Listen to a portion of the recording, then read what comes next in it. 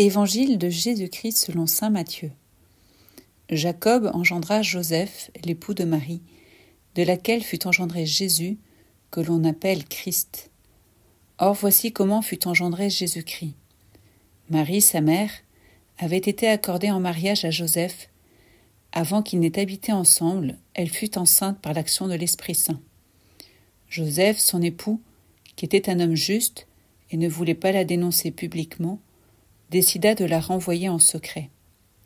Comme il avait formé ce projet, voici que l'ange du Seigneur lui apparut en songe et lui dit : « Joseph, fils de David, ne crains pas de prendre chez toi Marie, ton épouse, puisque l'enfant qui est engendré en elle vient de l'Esprit Saint.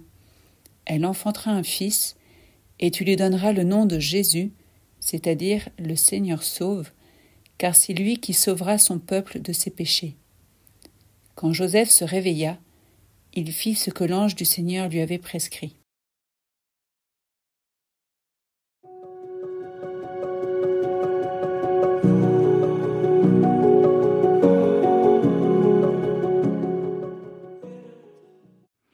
À quelques jours de l'entrée dans la Semaine Sainte, la liturgie nous donne le témoignage de saint Joseph, celui qui, par sa justice et son obéissance, a accueilli et accompagné la croissance de Jésus, le Fils de Dieu, dans notre monde.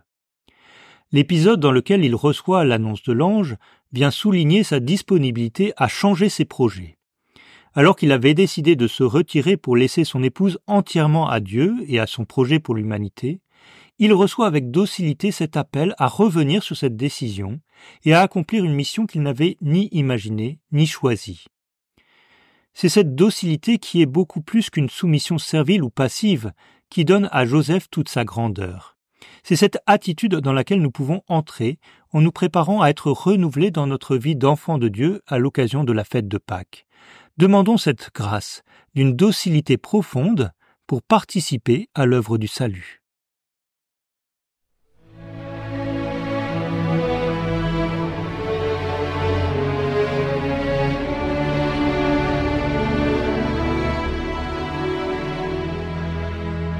Humble gardien de la Sainte Famille, époux fidèle, Père vigilant, dans la confiance tu n'as pas craint de recevoir chez toi Marie, l'aurore du salut.